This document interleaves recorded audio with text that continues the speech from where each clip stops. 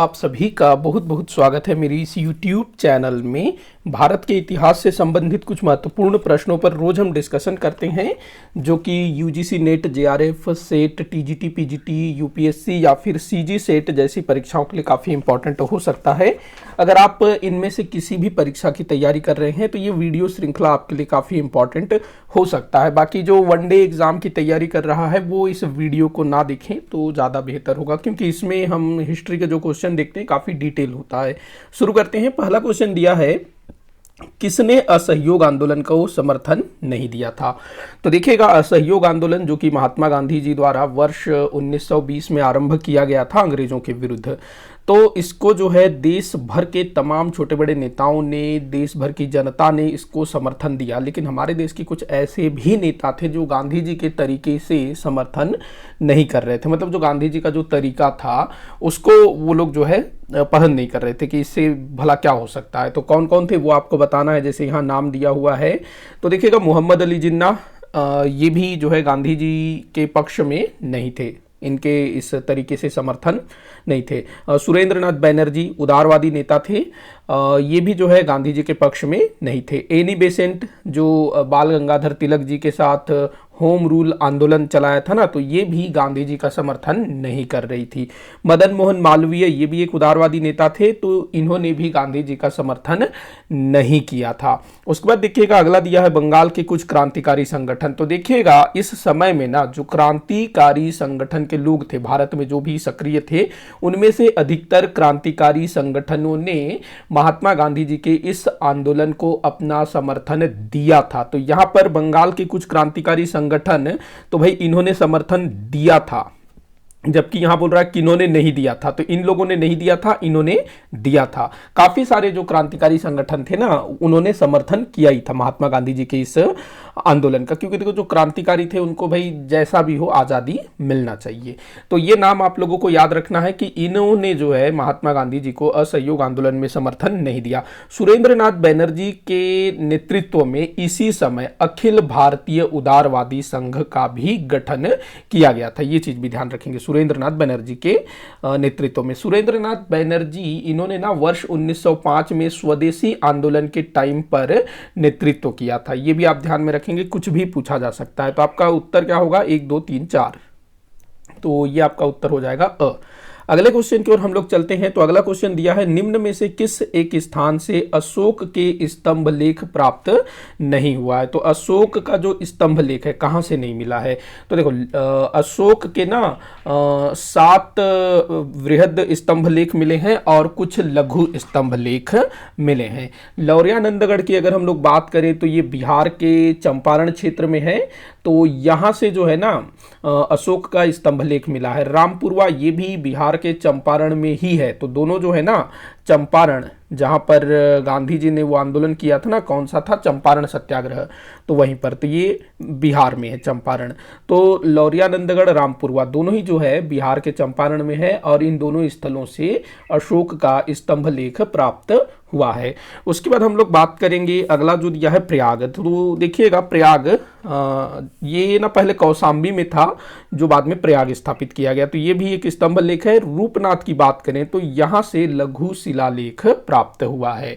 बाकी ये स्तंभ मतलब जो पिलर होता है ना, ऐसा खंबा इस टाइप से, और शिलालेख कुछ इस तरह का होगा, पत्थर टाइप का।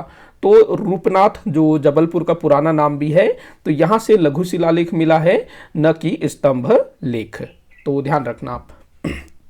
उत्तर हो जाएगा द। अगला क्वेश्चन दिया है, निम्न कथनों को पढ़ने को कह रहा है। पहला कथन है, फिरोज शाह तुगलक ने अपने सिक्कों पर खलीफा का नाम उत्कीर्ण करवाया। बिल्कुल ठीक है। ये खलीफा जो है ना, मुस्लिम समाज का बहुत बड़ा, सबसे बड़ा धार्मिक व्यक्ति होता था। उसके बाद नेक्स्ट दिया है, अलाउद्दीन खिलजी ने इक्ता के स्थान पर नकद वेतन देना शुरू किया। तो देखो, इक्ता क्या होता था? ये इल्तुतमिश द्वारा शुरू किया गया था। इक्ता एक तरह से ये जागीर टाइप का होता था। जागीर, जो भी सैन्य अधिकारी होता था, प्रशासनिक अधिकारी होता था, उसको जो है इक्ता दे दिया जाता था, एक क्षेत्र दे दिया जाता था।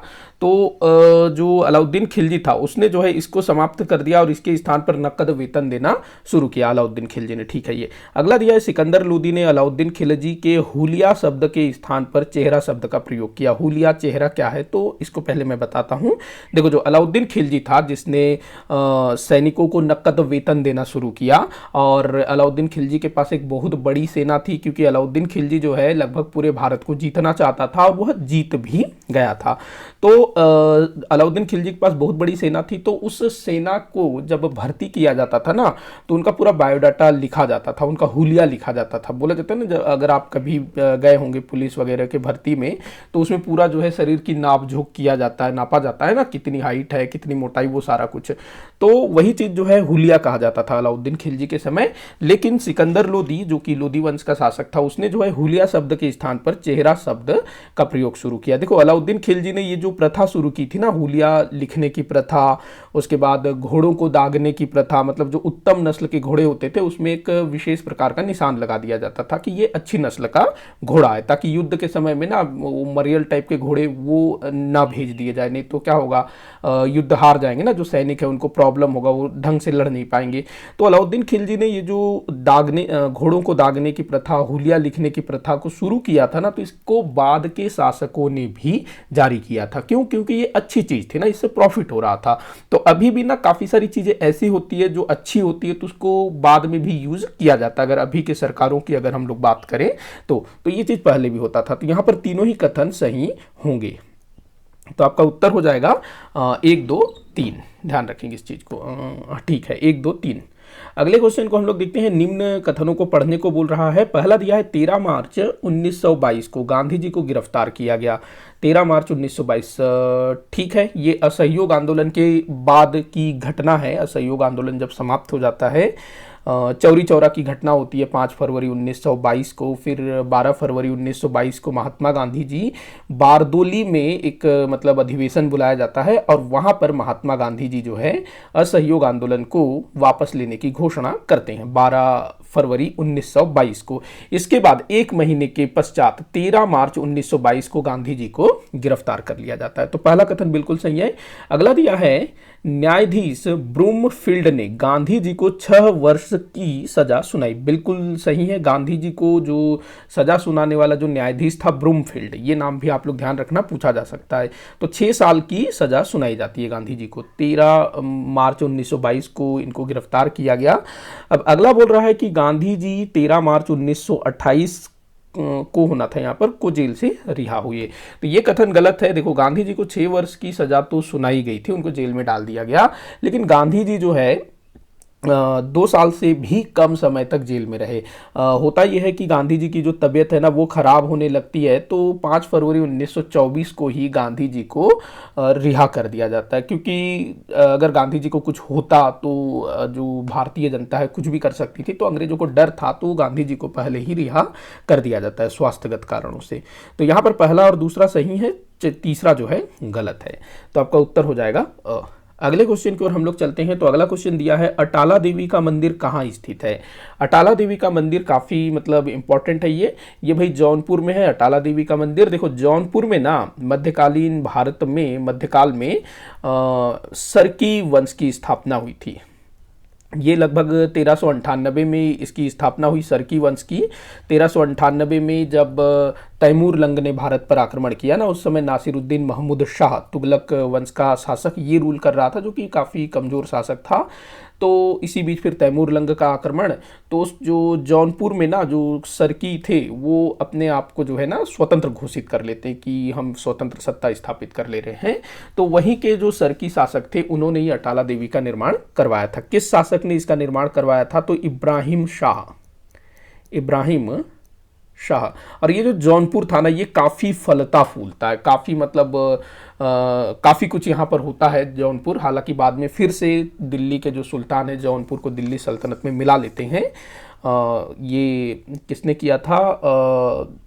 बहलोल लोदी वो जो है फिर से जौनपुर को दिल्ली सल्तनत में मिला लेता है। सारा कुछ मैंने पढ़ाया हुआ है, तो ध्यान रखना। अटाला देवी का मस्जिद ये जो है ना इब्राहिम शाह सरकी द्वारा जौनपुर में बनवाया गया था। अच्छा, अटाला देवी का मस्जिद, ये जो मस्जिद है ना पहले एक मंदिर हुआ करता था, अटाला देवी मंदिर, तो उसी मंदिर को तोड़वा करके मस्जिद बनवाया गया था। तो ये चीज भी आप लोग ध्यान में रखना। अगला क्वेश्चन दिया है निम्न कथन को पढ़िए, कह रहा है। पहला दिया है राणा कुंभा ने खानवा का युद्ध लड़ा। भाई राणा कुंभा कहां से खानवा का युद्ध लड़े? वो तो 1473 में शायद उनकी डेथ हुई थी, तो वो तो पहले थे ना। यहां होगा राणा सांगा। कौन होगा? सांगा, संग्राम सिंह, राणा संग्राम सिंह। तो पहला कथन गलत है। अगला दिया है राणा सांगा ने मेवाड़ के 32 किलों का निर्माण करवाया। ये भी गलत है। देखो जो चित्तौड़ में जो 84 किले थे उनमें से 32 किले जो है ना राणा कुंभा द्वारा बनवाया गया था। किन्होंने बनाया था? कुंभा ने। अगला दिया है मालवा के महमूद खिलजी को परास्त कर राणा सांगा ने विजय स्तंभ का निर्माण करवाया। ये भी गलत है भाई। राणा सांगा ने विजय स्तंभ का निर्माण नहीं करवाया था, राणा कुंभा ने विजय स्तंभ का निर्माण करवाया था। देखो क्या होता है, जो राणा कुंभा है और महमूद खिलजी है मालवा का शासक, दोनों के बीच भयंकर युद्ध होता है और दोनों मतलब कोई परिणाम नहीं निकल पाता है। दोनों जो है अपने अपने विजय की घोषणा करते हैं कि मैं जीता मैं जीता। और जो राणा कुंभा है वो चित्तौड़ में विजय स्तंभ, जिसको कीर्ति स्तंभ भी बोला जाता है, उसका निर्माण करवाते हैं। वही महमूद खिलजी जो है अपने जीत का दावा करते हुए वो भी जो है अपने क्षेत्र में विजय स्तंभ का निर्माण करवाया जाता है महमूद खिलजी के द्वारा भी। तो ये चीज को भी ध्यान रखना। दोनों ने जो है अपने विजय की घोषणा की और कीर्ति स्तंभ स्थापित करवाया अपने अपने क्षेत्रों में, महमूद खिलजी और राणा कुंभा। तो यहां पर तीनों ही कथन गलत होगा, कोई भी कथन यहां पर सही नहीं है। तो आपका आंसर क्या होगा? उपरोक्त में से कोई नहीं, ये आपका उत्तर होगा, कोई भी सही नहीं है। अगले क्वेश्चन की ओर हम लोग चलते हैं। तो अगला क्वेश्चन दिया है स्वामी विवेकानंद जी के विषय में कौन सा कथन असत्य है? स्वामी विवेकानंद जी, तो पहला दिया है 1893 में न्यूयॉर्क में विश्व धर्म महासभा में भारत की ओर से सनातन धर्म का प्रतिनिधित्व किया। तो देखो ये तो हुआ था, लेकिन ये न्यूयॉर्क में नहीं हुआ था भाई, ये हुआ था शिकागो में। कहाँ हुआ था? शिकागो। न्यूयॉर्क अलग है, शिकागो अलग है। तो यहां बोल रहा है कौन सा कथन असत्य है, तो यही वाला असत्य है, तो यही आपका उत्तर होगा। 1893 में अमेरिका के शिकागो में इन्होंने जो है ना विश्व धर्म महासभा को भारत की ओर से रिप्रेजेंट किया था। तो ये ध्यान रखना। बाकी को भी देख लेते हैं। 1897 में रामकृष्ण मिशन की स्थापना हुई, ठीक है ये। अगला दिया इनके गुरु रामकृष्ण परमहंस जी थे, इन्होंने 1902 में महासमाधि ले ली थी, ठीक है ये भी।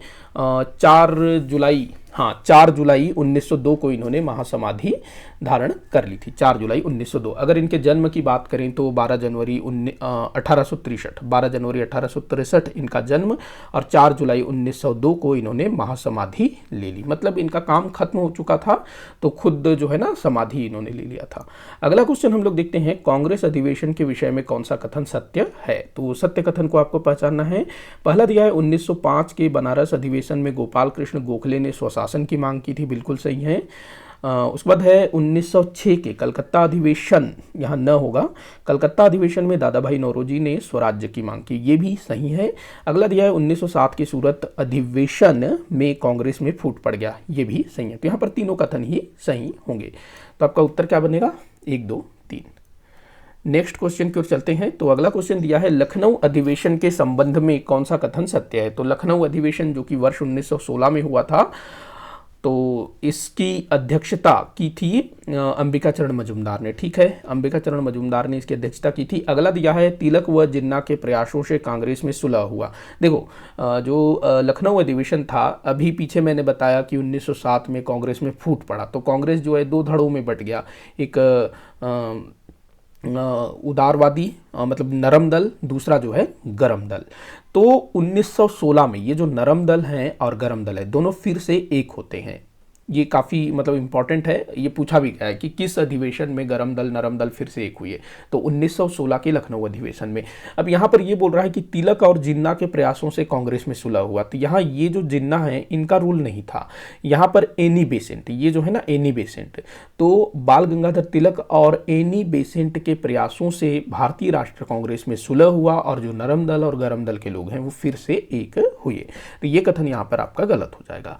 अगला दिया हुआ है तिलक व एनी बेसेंट के प्रयासों से मुस्लिम लीग व कांग्रेस में समझौता हुआ, तो यहां पर यह भी गलत होगा। यहां पर एनी बेसेंट के स्थान पर आ जाएगा जिन्ना। देखो, तिलक और जिन्ना इन दोनों के प्रयासों से मुस्लिम लीग और कांग्रेस के बीच भी समझौता हुआ और दोनों जो है एक साथ काम करने के लिए तैयार हुए।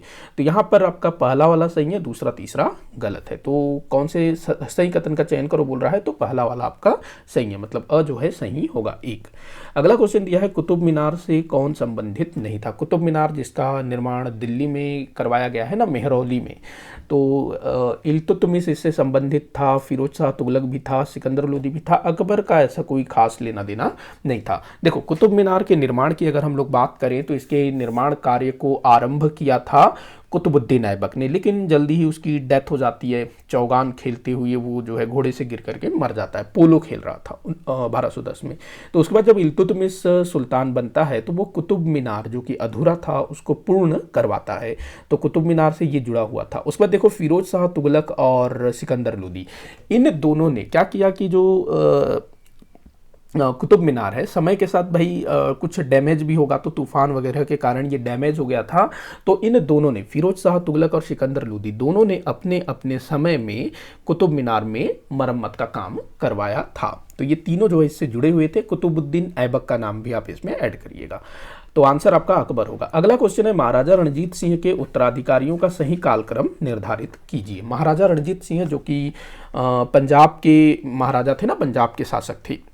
जब तक महाराजा रणजीत सिंह थे तब तक पंजाब की और किसी की भी देखने की हिम्मत नहीं थी, लेकिन 1839 में महाराजा रणजीत सिंह का डेथ हो जाता है। इनके बाद ना इनके जो उत्तराधिकारी होते हैं कोई भी योग्य नहीं थे, और मतलब एक तो एक अल्प वयस्क थे, जो बड़े भी थे तो वो भी कोई योग्य नहीं थे। तो काफ़ी मतलब उसके बाद फिर जो पंजाब का जो शासन है वो धीरे धीरे अंग्रेज अपने हाथ में ले लेते हैं 1949 में, मतलब इनके मृत्यु के 10 साल बाद 1849 में, मैंने शायद 1949 बोला, महाराजा रणजीत सिंह के मृत्यु के 10 साल बाद ही पंजाब जो है अंग्रेजों के अधिकार में आ जाता है। तो इस बीच जो है 4 शासक हुए महाराजा रणजीत सिंह के उत्तराधिकारी, दलीप सिंह, शेर सिंह, खड़क सिंह, नौनिहाल सिंह। तो इनका क्रम आपने बताना है। तो देखो, सबसे पहले आएंगे खड़क सिंह। महाराजा रणजीत सिंह के बाद जो सबसे पहले पंजाब के शासक बने खड़क सिंह, उसके बाद नौनिहाल सिंह, उसके बाद शेर सिंह, उसके बाद सबसे आखिर में दलीप सिंह। दलीप सिंह के शासन की अगर हम लोग बात करें तो ये 1843 में पंजाब के शासक बनाए जाते हैं और 1849 तक पंजाब के शासक थे। तो अगर आपसे ऐसा पूछा जाता है कि महाराजा रणजीत सिंह के बाद सबसे लंबे समय तक पंजाब में किसने शासन किया, तो महाराजा दलीप सिंह ने 1843 से 1849 तक।